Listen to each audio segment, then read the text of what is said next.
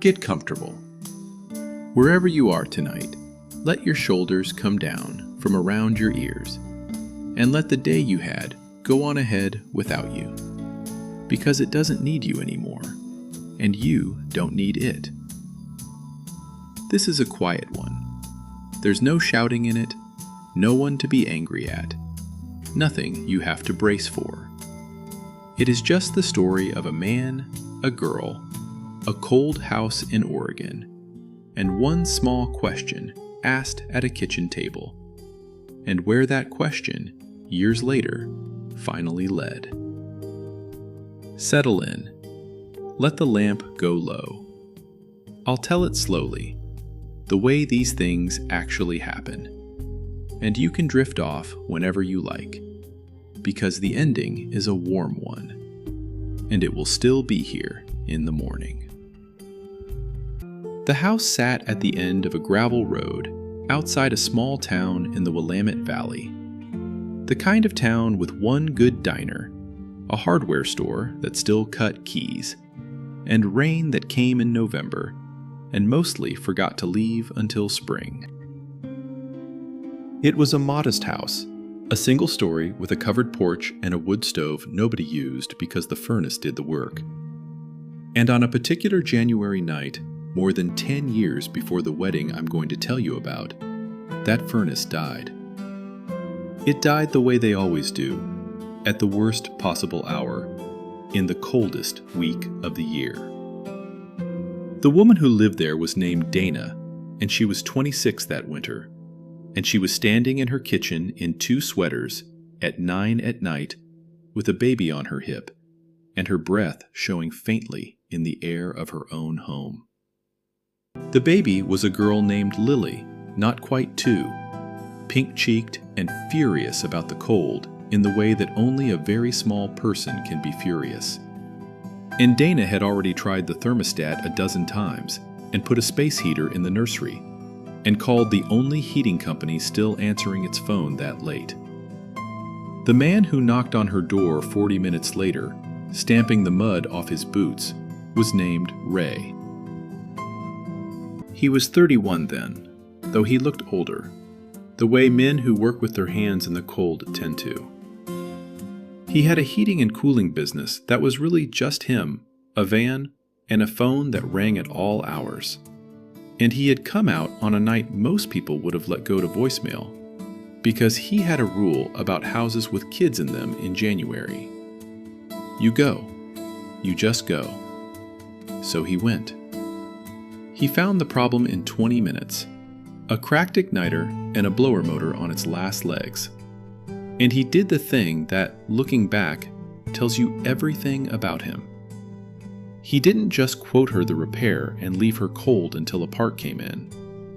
He nursed that dying furnace back to life with something he had in the van, got the house warm enough for the baby to sleep, and told Dana he'd be back in the morning with the real part, and they'd settle up then.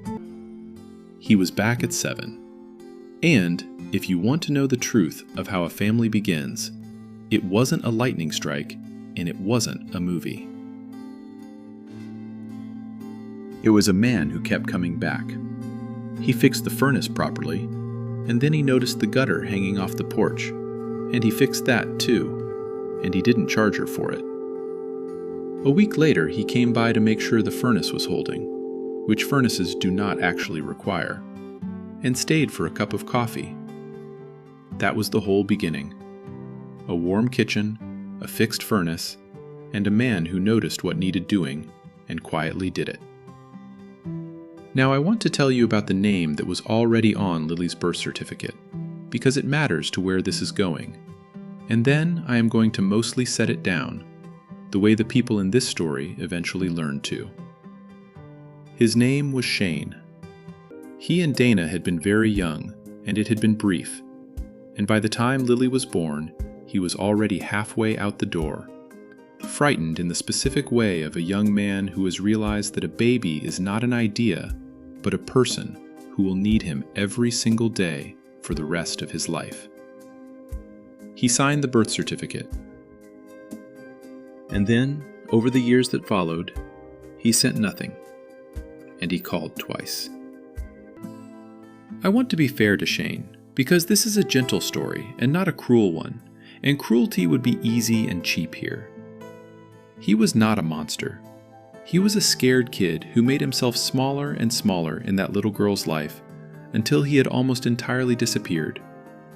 And the truth is that disappearing is its own kind of choice, made not once, but 1,000 times. Every birthday that went by without a card, every winter he didn't wonder if the house was warm. We can feel sorry for who he might have been, and still be honest about who he was, which was gone. So there was the paper, in a drawer, with his name on it. And there was the man who came back. For the first year or two, Ray was careful. He did not move too fast, and he did not try to be anything to Lily that he had not earned. He was Dana's first, slowly and then surely. And he was around, and being around, it turns out, is most of it. He learned that Lily hated the seam in her socks and would scream about it until you turned them inside out. He learned which songs put her down and which ones wound her up. He learned one long night when she was 3 and burning up with a fever and Dana was working a double, how to sit in a steamed-up bathroom at 2 a.m. with a hot, miserable toddler on his chest, singing very quietly and very badly until the coughing eased. And he kept the house warm. I keep coming back to that, because they did too.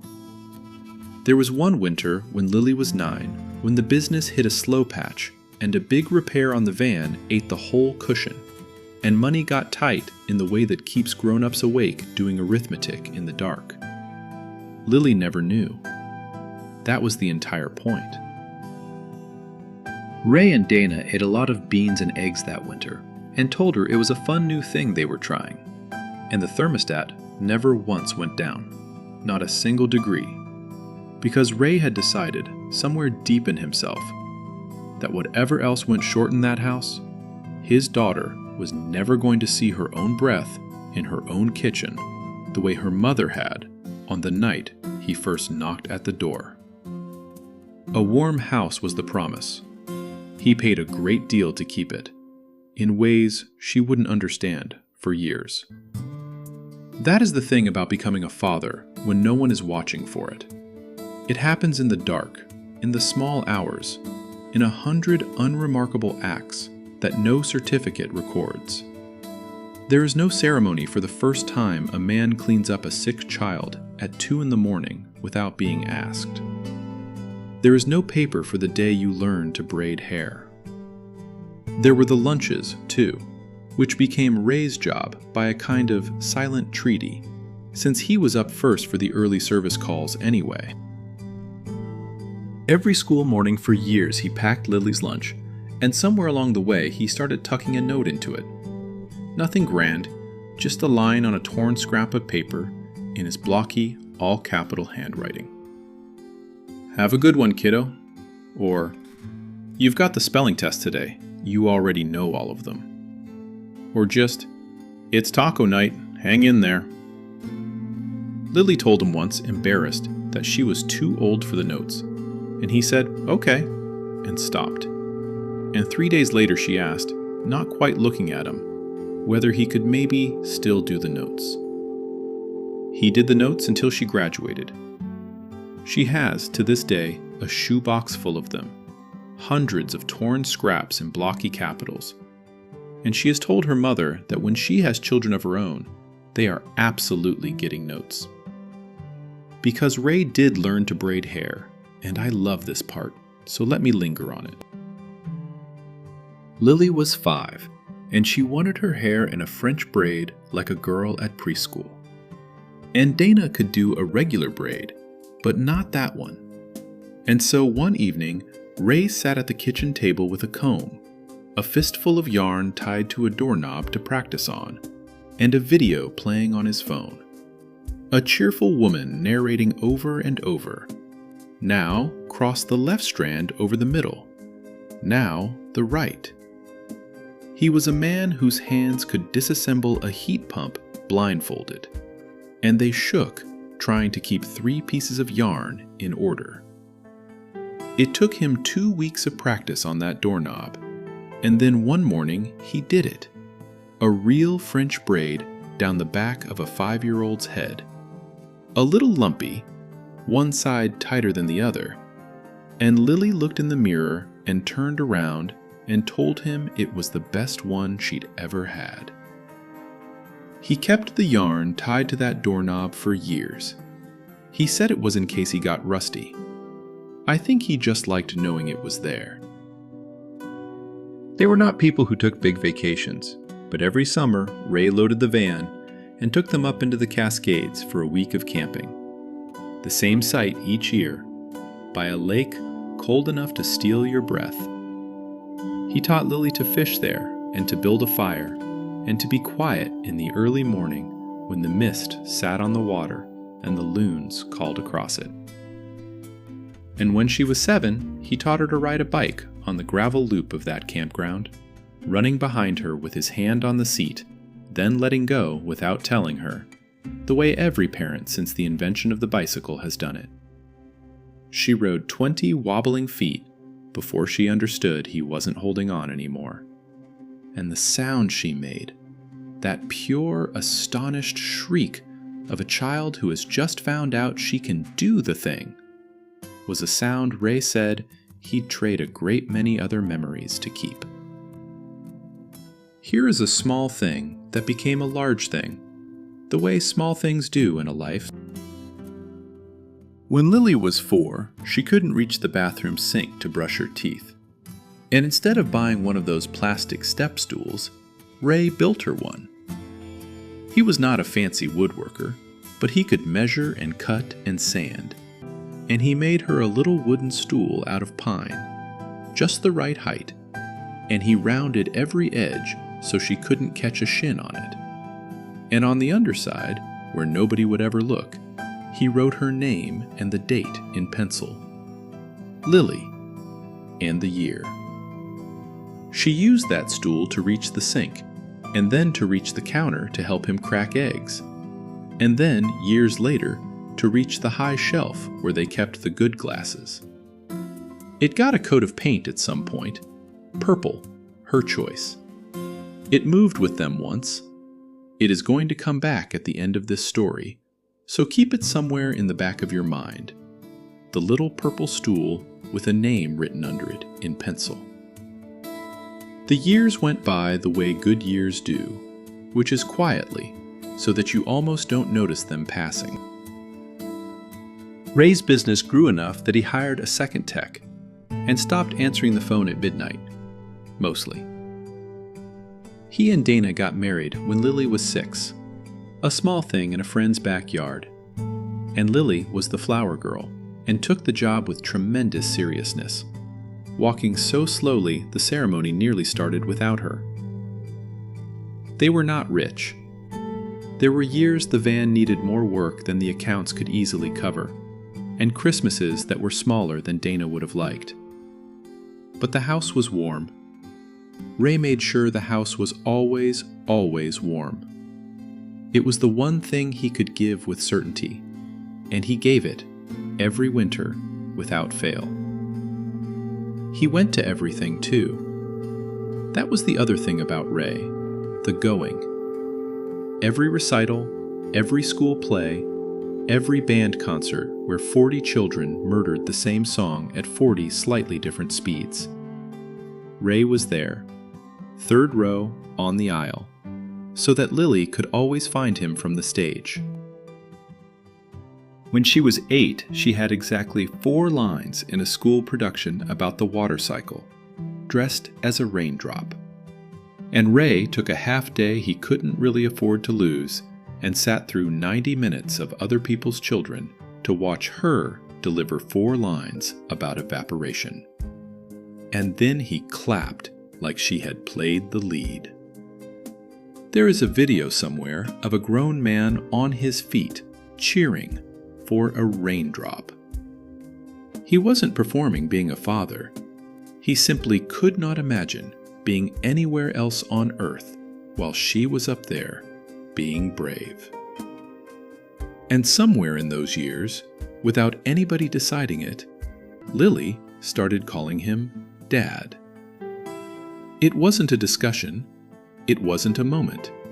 It was just there one day, the way the change of a season is suddenly just there, and then you can't remember it being any other way. She said it at the dinner table. "Dad, can you pass the potatoes?" And Ray's hand did a small thing on the way to the dish, a little hitch, and then he passed the potatoes, and nobody made it into anything, because making it into something might have frightened it away. But that night, Dana told me later, she found him in the garage with the lights off, sitting on an upturned bucket, and she asked if he was all right, and he said he was fine. He was better than fine. He just needed a minute, and she left him his minute. Some feelings are too big to have in a lit room. By then, the town had long since made up its mind about the three of them, in the quiet way small towns do. At the diner in town, the one with the good pie, the waitress had known Lily since she rode in a high chair, and she always called Ray her dad, because what else would you call the man who'd been bringing her in for pancakes every Saturday morning for a decade? The man at the hardware store set aside the good lumber for him. Nobody in that town knew or cared what any certificate said in any drawer. To all of them, Ray and Dana and Lily were simply a family, one of the ordinary warm ones, and it was only the paperwork, off in a filing cabinet and a government computer somewhere, that hadn't yet gotten the message everyone else had known for years. So that was the shape of their life, and it was a good shape, and it might have stayed just that shape forever. A man who was dad in every way that mattered, and in no way that a filing cabinet would recognize. Lily had his last name in her heart, and her mother's on her school records, and a stranger's on the certificate in the drawer. 3 different answers to the same question, depending on which piece of paper you asked. And for a long time, that was fine, because they were happy. And happy people don't go looking for forms to fill out. Then Lily turned 12. And 12 is the age when children start to understand that the world runs on paper, and that the paper doesn't always tell the truth. It came up because of something small, the way the biggest questions always arrive dressed as small ones. There was a form for a school trip, one of those emergency contact and permission slips, and it asked for parent or guardian, and it asked for the relationship. And Lily was filling it out at the kitchen table one evening, and she stopped. Ray was at the stove. Dana was going through the mail. And Lily looked up and asked, in the careful voice of a kid who has been thinking about something for longer than the question suggests, what she was supposed to put for Ray.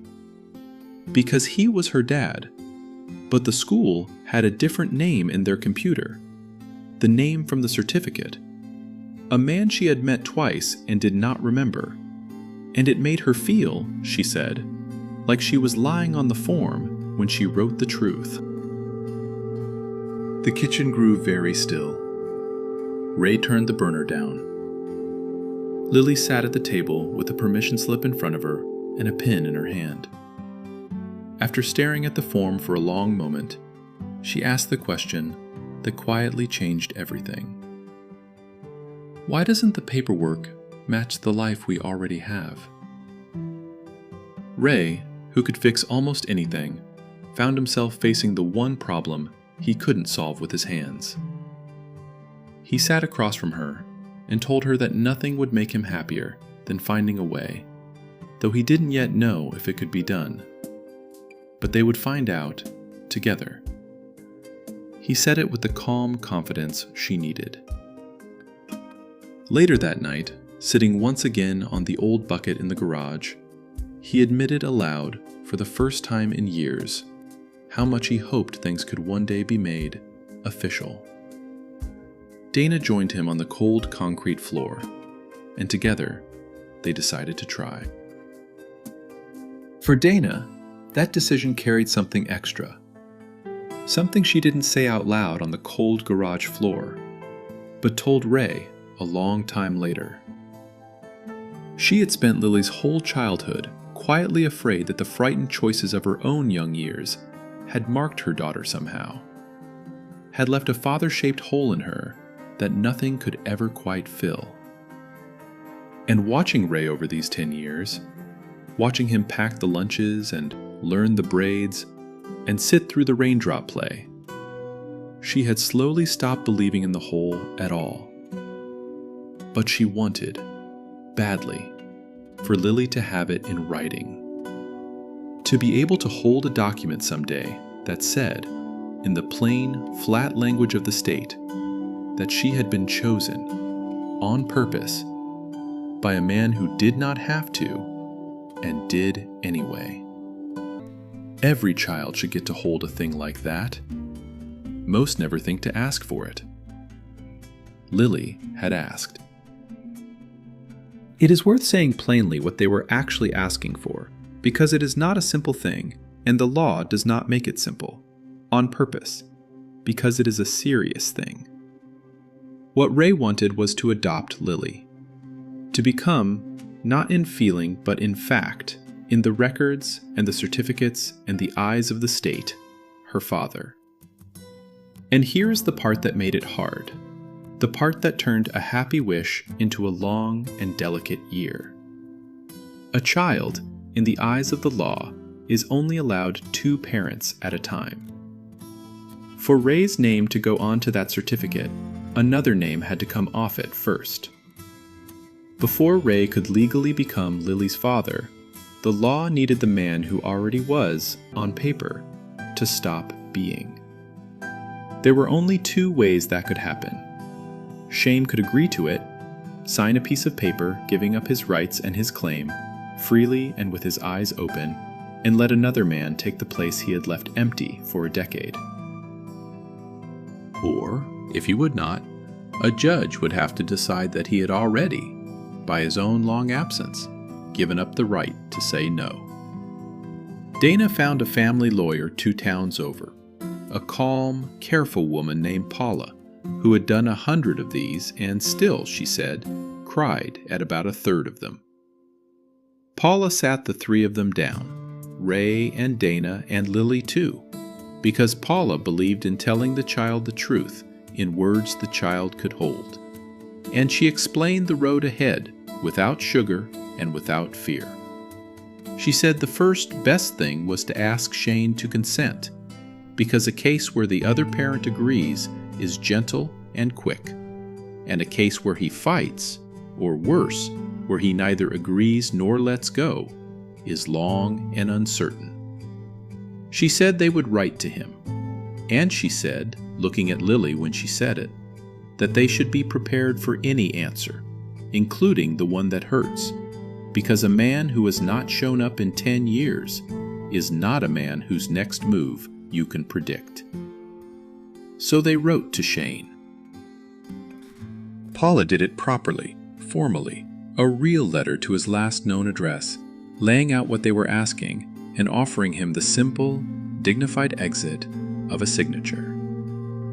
And then, once again, the way this whole story had always gone where Shane was concerned, they waited.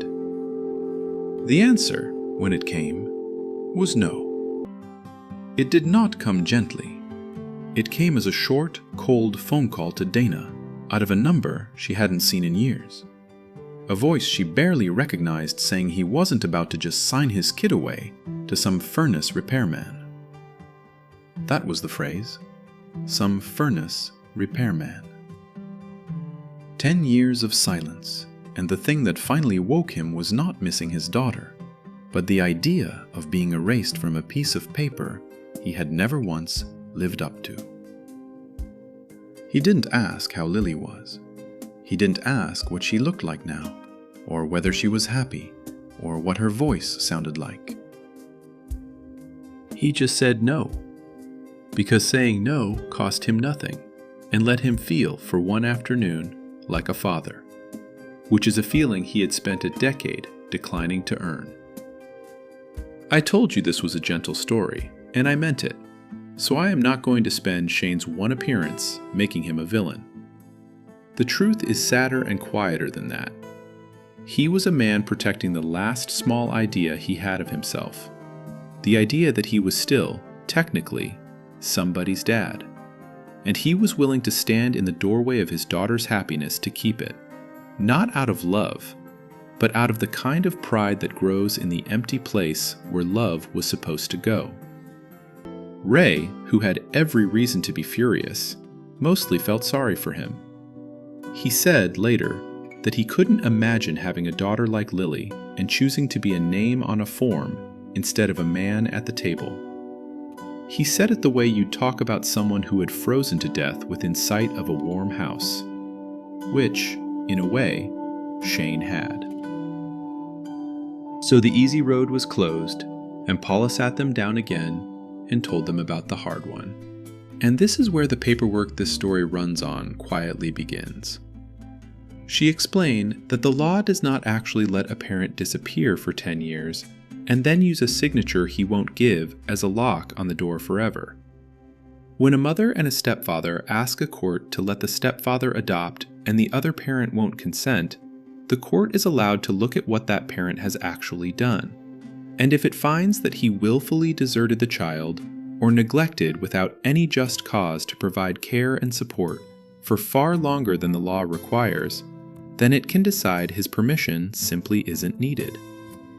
A parent who walks away, the law says in its dry and careful way, forfeits the right to stand in the doorway. He does not get to be absent for a decade and present for one veto. What the court would need was proof of the absence, and the terrible, quiet truth was that the proof was everywhere, precisely because there was nothing. There was a child support record with his name on it and a balance of 0. 10 years of nothing ever paid, not once, not $1. There was a box in Dana's closet, the box every parent keeps, full of Lily's whole life, the hospital bracelet and the drawings and the report cards and the birthday photos, 10 years of a girl growing up in pictures. And the case, when Paula laid it out, was that Shane was in none of them. His absence had a shape you could hold. Every empty space where a father should have been was, it turned out, the evidence. They filed the petition in the late winter. And because the law is careful, and because even a man who has thrown away every chance is owed one more, Shane was formally served, given official notice, told the date, told he could come and stand up and contest it if he wished, told exactly how to be heard. The disappearing man was handed, by the state, a map back to the doorway, and a written invitation to walk through it. Then came the part of these stories nobody tells you about, which is the waiting. The long, ordinary months where nothing dramatic happens, and a family simply lives its life with a question hanging over the kitchen table. Winter turned to that wet Oregon spring, the valley going green and then greener. A caseworker came to the house, as they do, to see that Lily was safe and loved, and that this was a real home and not a paper one. And Lily, nervous, showed the woman her room and her books, and, without quite knowing why, the little purple step stool, and told her that her dad had made it before she could remember, and had written her name underneath. The caseworker, who had seen a great many homes, wrote something in her notes and did not say what, but she smiled on her way out and squeezed Dana's hand at the door. There was one fear that sat with Lily through all those waiting months, and she finally said it to Paula on the phone one evening, in a very small voice. She asked whether she was going to have to see him, Shane. Whether she'd have to be in a room with the man whose name was on the paper and talk to him and have him look at her. And Paula, who was gentle but never once lied to a child, told her the truth, which was no. She said this part was between the grown-ups and the court, and that Lily's only job in the whole thing was to keep being a kid, and, when the day finally came, to answer one honest question from a judge. Lily let out a breath she seemed to have been holding for weeks. She had built the man into something enormous in her mind, the way we all do with the people who leave us. It helped a little to be told she would never have to stand next to the real size of him. Summer came. The court date was set for the fall. And in those slow, warm months, there was a conversation on the porch one evening that I want to give you, because it is the heart of the whole thing. Lily, 14 now, her birthday come and gone in the middle of all that waiting, asked Ray what happened if the judge said no. If Shane fought it, or the court decided the paper mattered more than the 10 years. She asked it looking out at the yard, not at him, the way you ask the questions you're most afraid of. And Ray told her the truest thing he knew. He said, "Nothing happens." He said, "If the judge says no, I drive us home, and I make dinner, and I fix the furnace before it gets cold, and I am your dad tomorrow, exactly as much as I am tonight, which is completely, which is all the way, which is forever." Because that part was never up to a judge, and it never will be. He said the paper isn't what makes it true. The paper is just the world finally writing down something that's been true for years. And then he said, "But I would like the world to write it down. I would like that very much." And Lily leaned her head on his shoulder on that porch in the long summer light, and neither of them said anything else, because nothing else needed saying. The morning of the hearing, Ray wore a tie, which Lily had never once seen him do, and it was slightly crooked, and she fixed it for him in the car. And that small reversal, the child straightening the father's tie, is the kind of thing that undoes a person if they let it. So nobody in that car let it. They just drove to the county courthouse together, the three of them, with Paula meeting them on the steps. Shane did not come. He had been served. He had been given the date, the room number, the invitation. And on the morning it counted, the same way he had on every morning that had counted for 14 years. He simply was not there. There was an empty chair where the law had made room for him, and he did not fill it. And in the end, his absence in that courtroom was the last and clearest thing he ever said as Lily's father. The disappearing was complete. He had disappeared himself, right out of the story. And the quiet of that empty chair was louder than anything he could have stood up and shouted. The judge was an older man with reading glasses and a slow, deliberate way of speaking. And he did not rush it, because he understood what it was. He looked at the record, the 10 years, the balance of 0, the box with no father in it, the notice served, and the chair left empty. And he made his finding without drama and without cruelty, in the sober voice these things deserve. He found that Shane had, by long desertion and neglect, and without just cause, given up his right to prevent this, and that the court therefore did not require his consent. He said it plainly.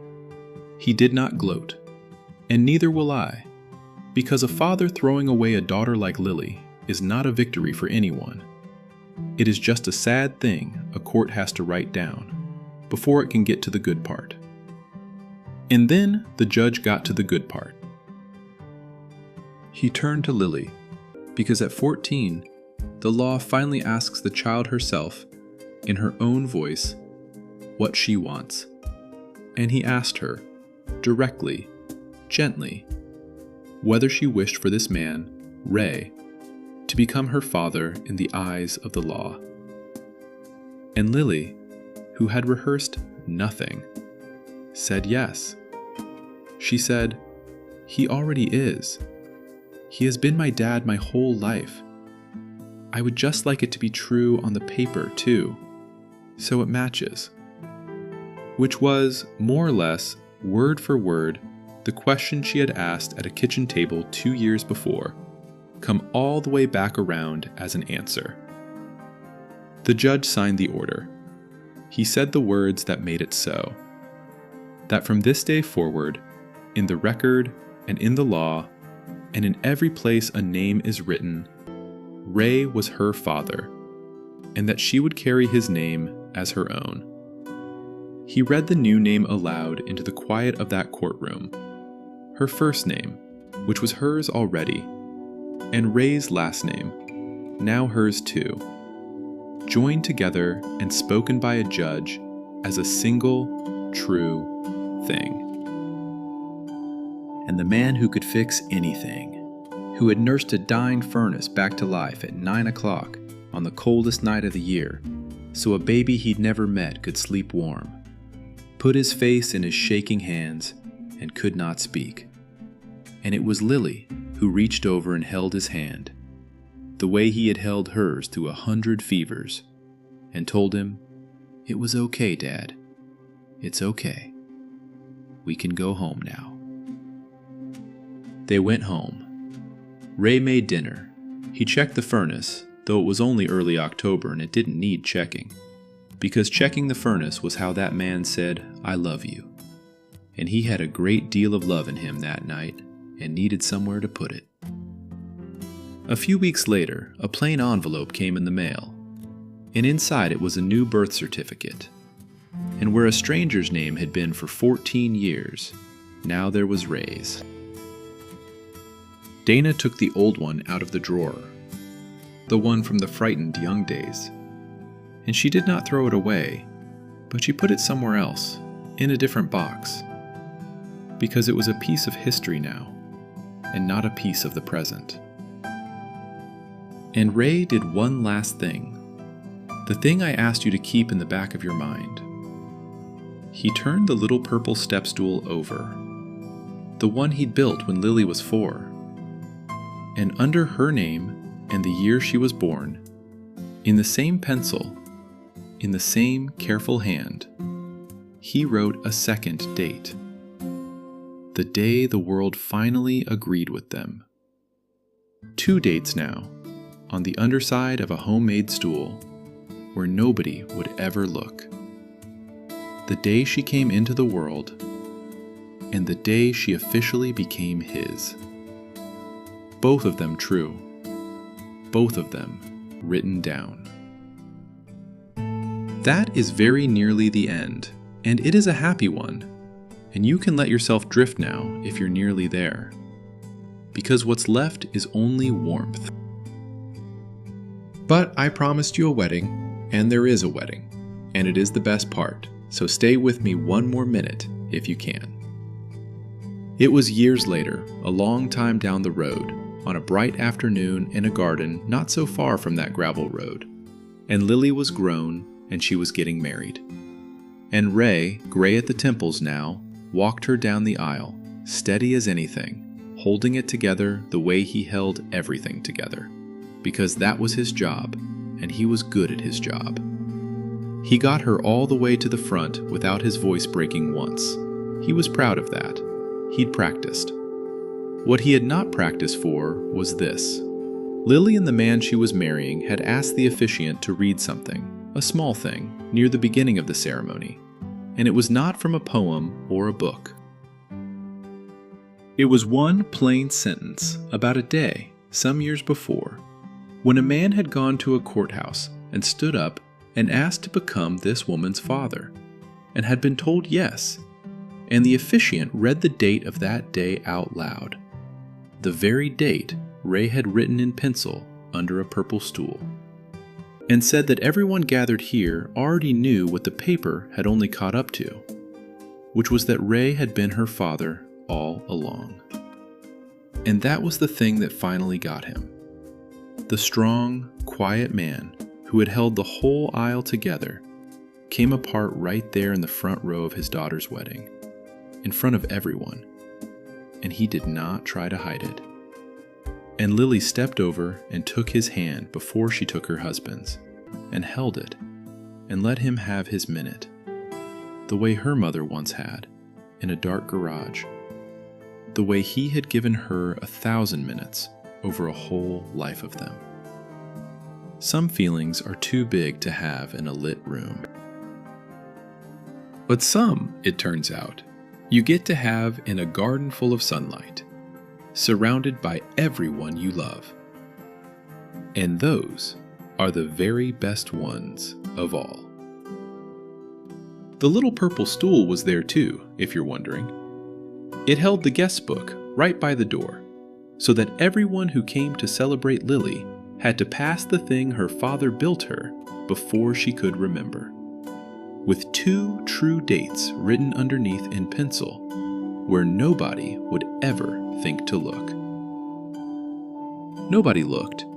They didn't have to. The whole day was the thing the underside of that stool had been quietly saying all along. So that is the story, and I hope it sat as warm with you as it did with me. There was no villain in it worth the name. Only a man who kept coming back, and a man who kept leaving, and a girl who was loved so completely by the one who stayed that the one who left stopped mattering years before a judge ever made it official. That is what a father is in the end. Not a name on a certificate, not a fact of biology. Just the person who keeps the house warm and keeps coming back and is still holding your hand at the front of the room when you finally can't hold yourself up. If this one kept you good company tonight, you can leave a like to help someone else find it in the dark. And if you'd like more slow, warm, true-to-life stories like this one, I'd be glad to have you subscribe and settle in with me again. And I'll leave you with the gentlest of questions to carry off to sleep. No need to answer it tonight, just to hold it. Who was the person who kept your house warm? Who kept coming back? Maybe tomorrow you tell them. And if you feel like it, whenever you wake, drop a note about where in the world you were listening from tonight. Because I do love knowing who's out there in the quiet with me.